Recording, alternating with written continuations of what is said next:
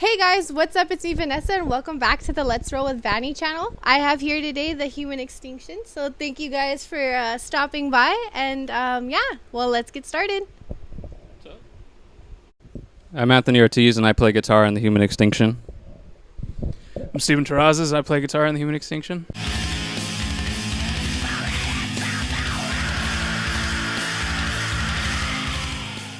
When did Human Extinction become a band? Take this one. Back in 2011, I started the band with our old vocalist. We're basically like kind of a, I guess, thrash / deathcore kind of thing. It was okay. And we just like played a lot of shows, did some stuff like Zombie Fest, and did a demo, did a single after that, and just kind of try to put ourselves out there. But back then we were known as Seize the Day, and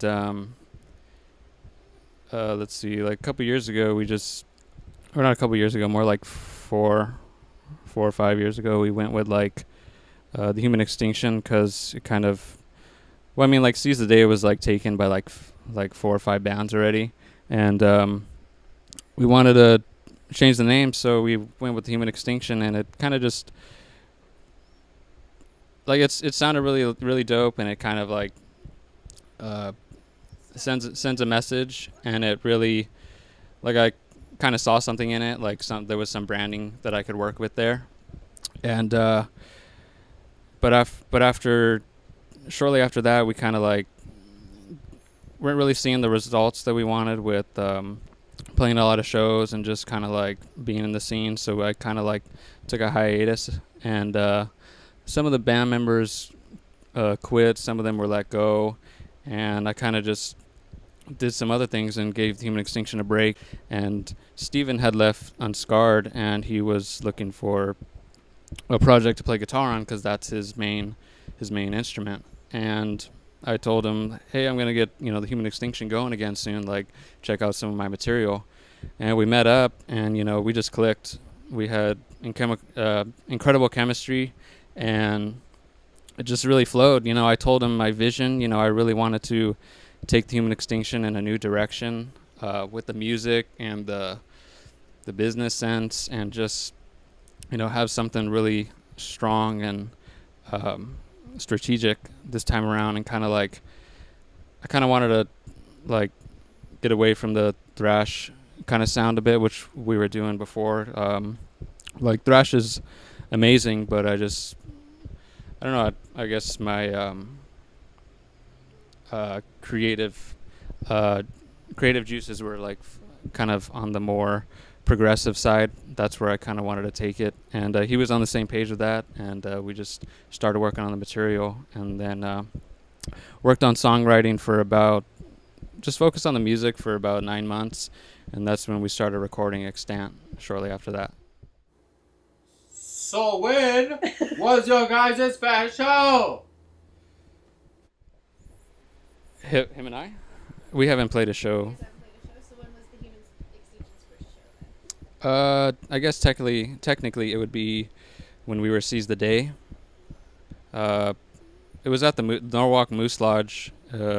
Orlando from Antagonist started putting some shows together, and he was a cousin of our old vocalist, and he helped us out a lot. He helped us, get some shows going. At the time, it was only like 3 of us, so it was just like extremely amateur, kind of not really knowing what we're doing. But everybody starts somewhere, so we just kind of went with it, and recorded a demo with Orlando. That was a cool growing experience, and that was pretty much the first show. So is there any influences when it comes to writing your music? We take it pretty much song by song. We don't really have one particular influence that encompasses everything that we do, because our album's pretty diverse. So it's just pretty much depending on what we want to say or how we're feeling on something. Like our song Transcendence One of the big influences on that was Born of Osiris and a little bit of Periphery. We stuck to the more proggier side, but then when we have songs like our song Vile, the influence is more Acacia Strain, The Art is Murder type thing. So it just really depends on which song we're doing. What you guys are vibing. Yeah. So what's the best thing about being in a band? Just being able to get all your creativity out. Okay, so Just like have, outlet, kind of. yeah, because, you could have a billion ideas, but if they all stay in your head, it's not very satisfying. So being able to put it all out there, and not only being able to put it out there, but to get feedback on, your own creativity, it's pretty great. So what's a funny band memory?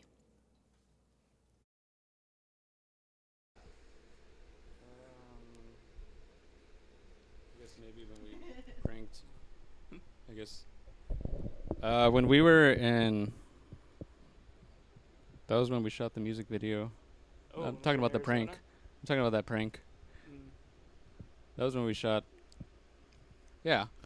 When we were in Arizona shooting our Transcendence music video, we were hanging out with some friends over there that we were staying with, and it was around the 4th of July, and we had some free time after fireworks and stuff like that. So we went to a few of their cousins' houses, and we we broke in, and we basically rearranged the entire house.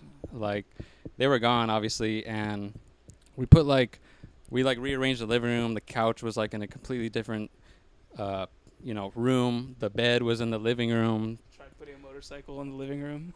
Yeah, one of the guys had a motorcycle. We tried putting it in the living room, but I don't think we did. We couldn't lift it high enough.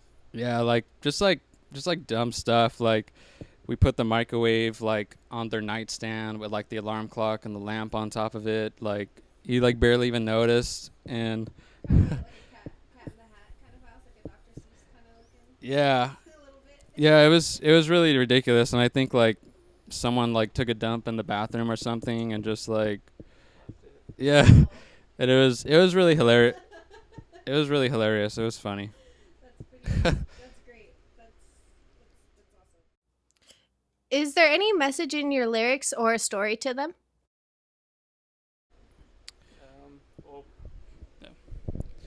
Although obviously neither me or Anthony did any of the vocals on Extant, all of the subject matter was me and him.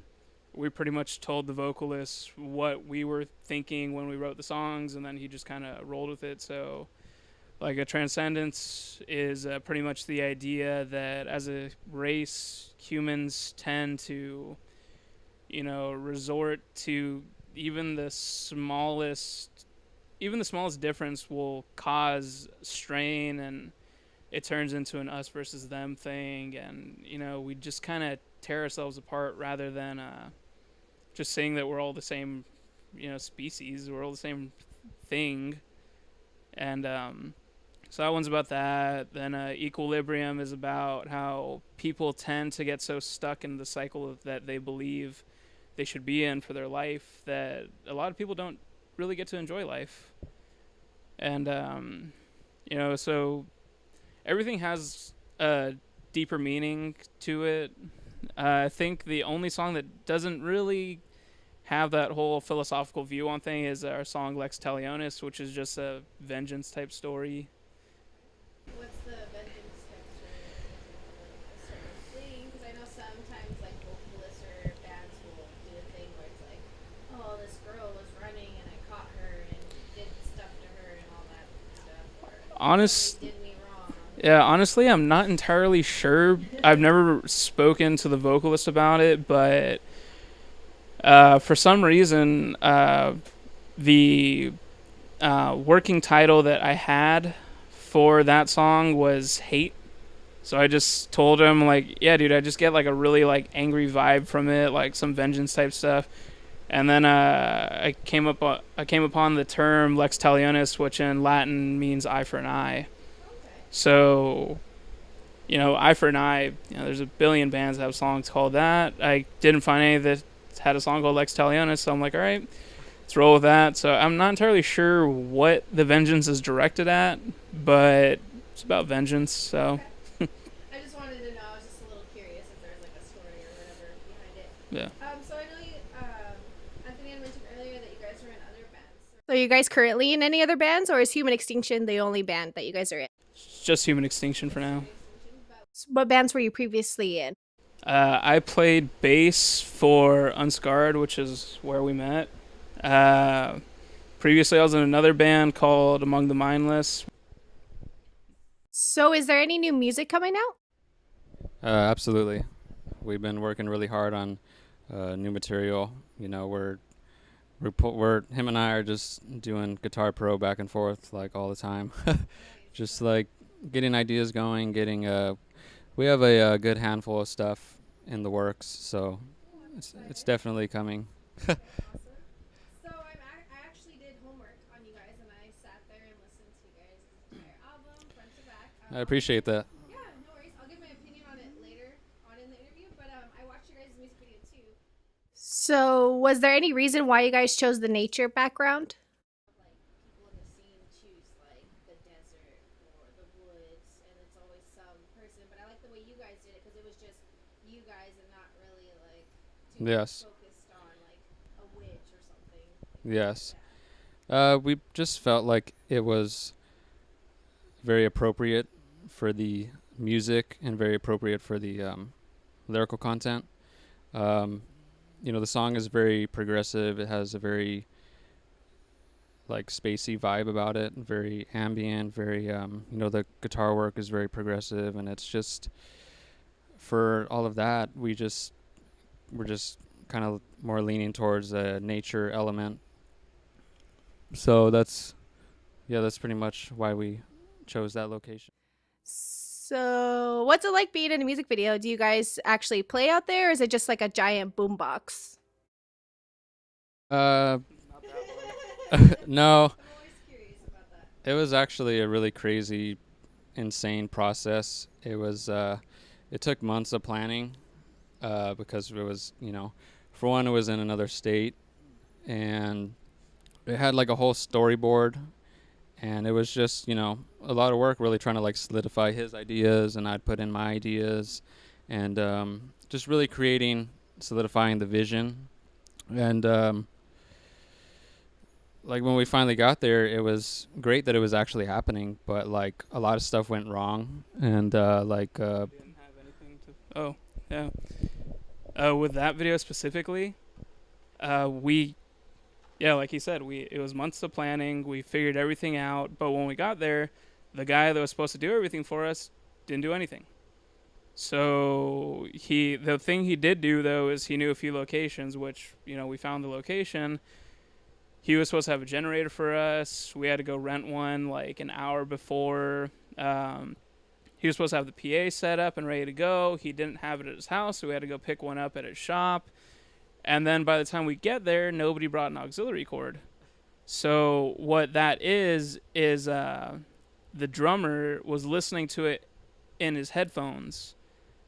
And as he played it on the drums, we knew the song well enough that we were able to just play it off him, and it synced up perfect, luckily. Okay, that's good. It was a bit of a nightmare because there was no chance that we could do anything besides have the drums there, because I was like, it was a weird little like backwoods type area, but it was a residential area. Okay. But luckily everyone was super cool, and just like everyone was coming out of their houses just to see what we were doing. Nobody was actually complaining or calling the cops, so. Oh, that's good.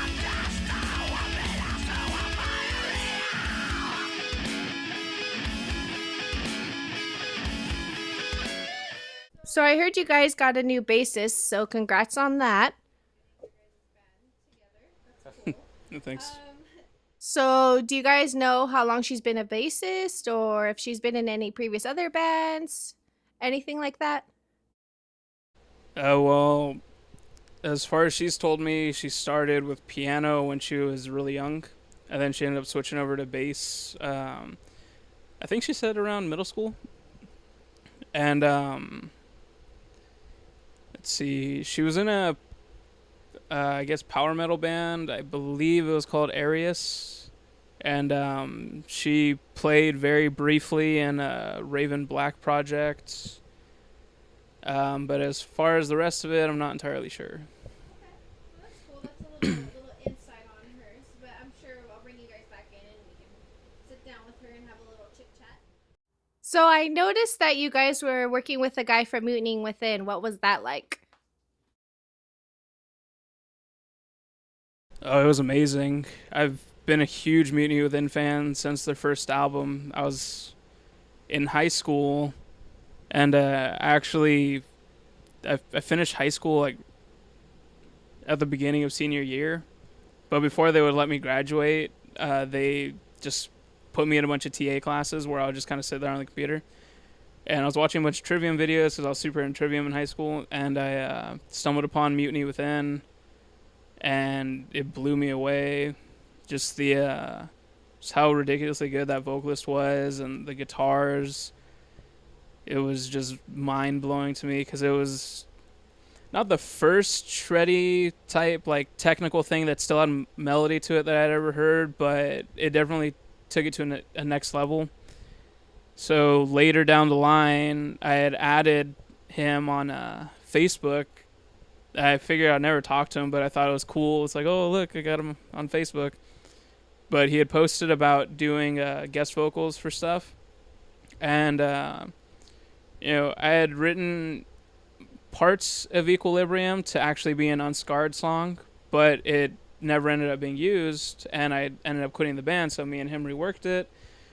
And we knew we wanted clean vocals because we knew that there's, some weird thing that a lot of people have with clean vocals. And it's always like, oh, you're using clean vocals in a later thing. Oh, you're selling out.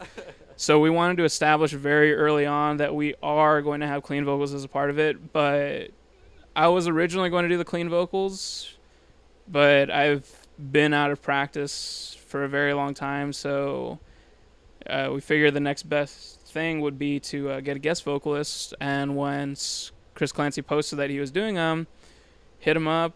He couldn't do it the first time around. Then by the time we came back, because there was this huge holdup with our studio, he was available. So it only took like a week. I sent him the song. I sent him the lyrics I wrote. He just asked me, do you have a melody for it? I just told him no. He was like, all right, I'll get back to you soon. Within a few days from that, he sent me a pre-pro version of what he did. And then a few days after that, he had the final version where he did one of the verses because our vocalist wasn't going to redo his verse, so we deleted it, had Chris Clancy do the verse and do the clean singing, and it was amazing. The guy is super professional, and we couldn't have asked for better exchange. Nice. That's pretty awesome. So are there any musicians that you guys look up to yourselves? Oh, definitely. Name a couple. As far as guitar goes, a lot of people are super into Dimebag Darrell, but that was what really started out for me. So he was somebody I really looked up to. As far as just technical proficiency, Jason Richardson is someone I look up to like a extremely great deal because that dude can be so technical, do all this crazy stuff, but it's always clean. And no matter what band he's in, he adds to it. It's not like he just steps into a role and then he just does that. He steps into a role and everything just kind of circulates around that guy. Yeah. And then I was a huge All Shall Perish fan. So Chris Story has always been one of my favorite guitar players too. Sort of the same style, but with All Shall Perish, I'm not super huge on technical music, but the way they did it and the way Chris Story played on it just made it melodic. So that's always a big thing to me, like melody and everything. But you? Oh. Yeah, definitely Jason Richardson. You know, is definitely a big influence. I had the opportunity to have a short one-on-one lesson with him when he was in Chelsea Grand, and it was he was really cool. He was very insightful. Like told me about a lot of things about guitar and shredding and playing and technique that I would have never like thought of. And his music is incredible, and he's definitely a big influence. And definitely James Hetfield and Kirk Hammett from Metallica. They're a band that really opened me up to heavy music, and the fact that they really kind of weren't afraid to explore more of their musicianship and the the things that like they wanted to explore themselves. They didn't just stick to like the first thing that they started with, and that was very inspiring to like it's cool to just write what you want if it's to like you don't have to stick with like the same genre. You don't have to stick to like the same kind of playing. You could like make it add more dimension and explore other things, and they definitely did that. So that was very inspiring, and just like their playing, James Hetfield's technique is something that I kind of based my own technique around with his picking and his playing technique. So yeah, pretty much those three guys. So, are there any other instruments that you guys play, or is it just always the guitar?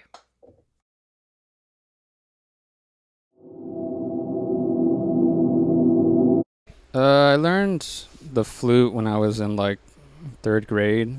That was just something to stay busy with.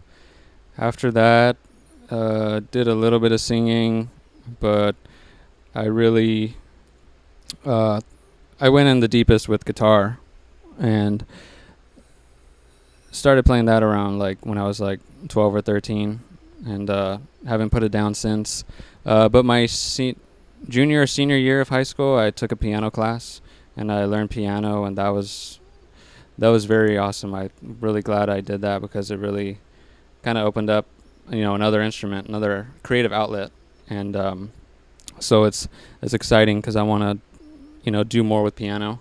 And my aunt just gave me a violin and a trumpet, so I have yet to start learning those two instruments. Pretty much the only other actual instrument that I played was I'd mentioned that I played bass earlier. But that I didn't really play because I had an interest in it. I just got it because at the time I was a solo musician. I wanted to record my own stuff.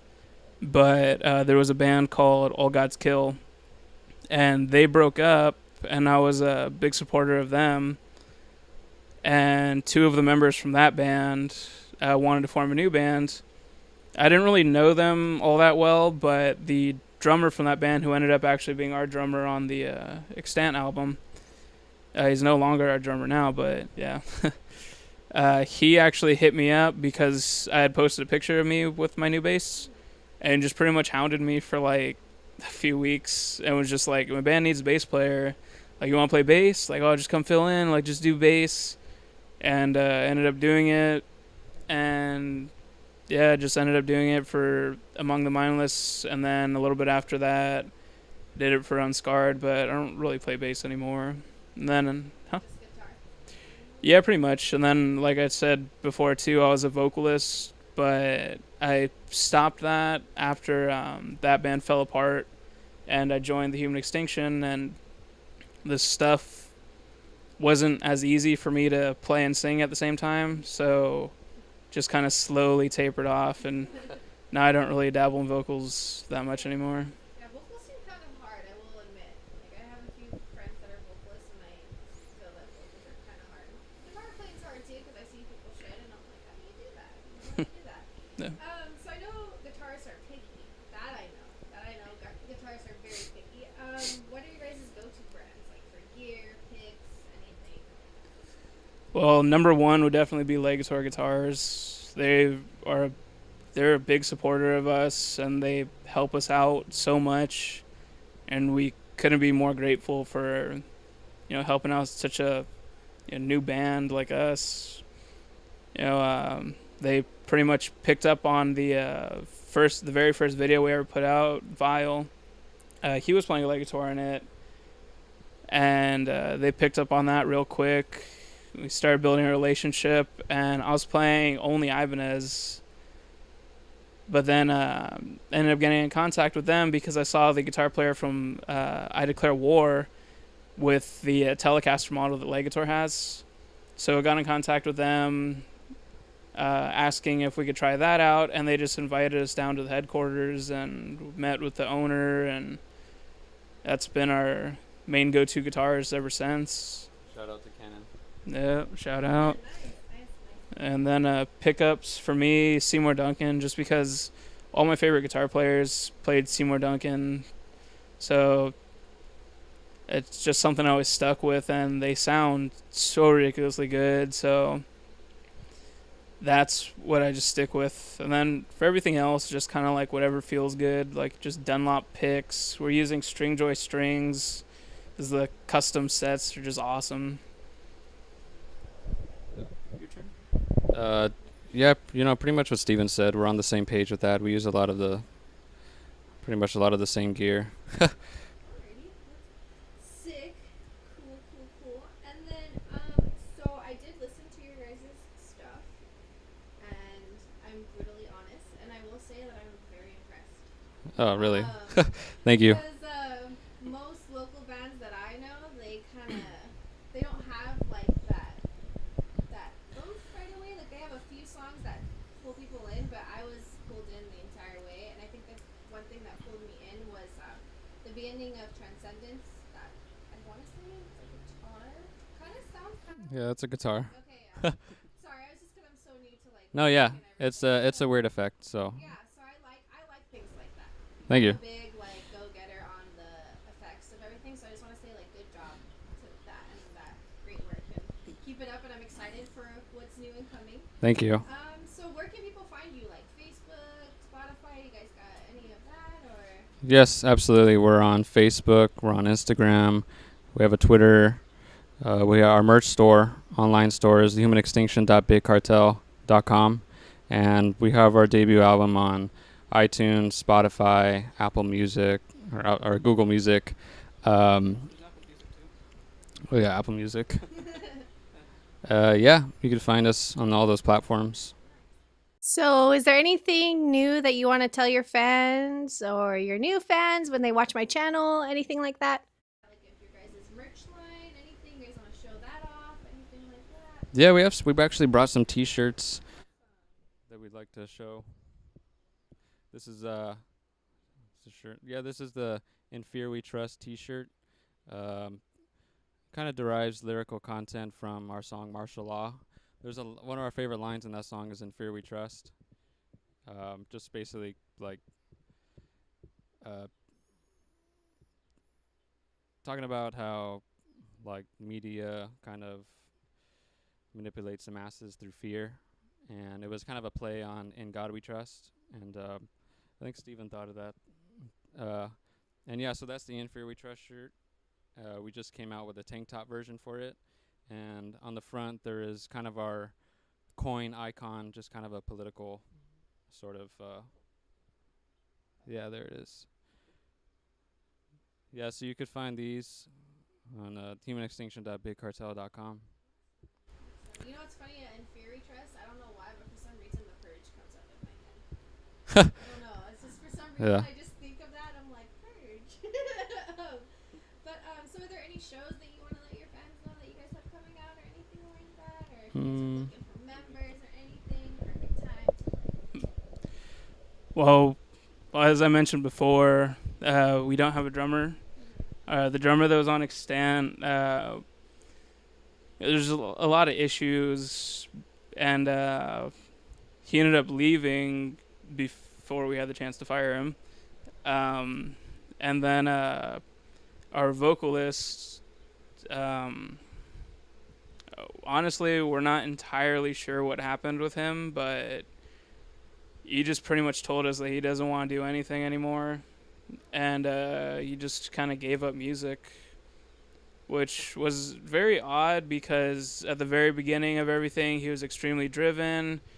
The guy wrote amazing lyrics, because one thing that we definitely did not want was, lame, like, oh, fuck you, I'm gonna fuck your face up. Like, we hate that kind of lyrical style because it doesn't really add anything to anything, but he had a very poetic style in everything that he approached, and he had a ridiculous range with his Black Dahlia highs. He could do lows, mids, all the squealy stuff, all the good stuff that a lot of the bands are doing now, but he just did it better than anybody in the scene that I had ever seen before.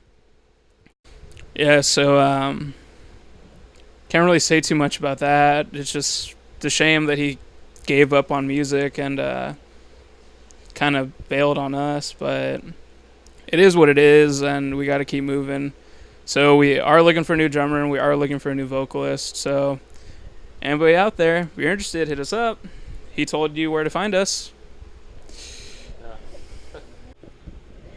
Alrighty, so I'd like to thank Anthony and Steven for dropping by today from the Human Extinction. And if you guys like what you see, go ahead and hit that like and that subscribe button. And be sure to check out the Human Extinction. And hey, let's roll with Vannie.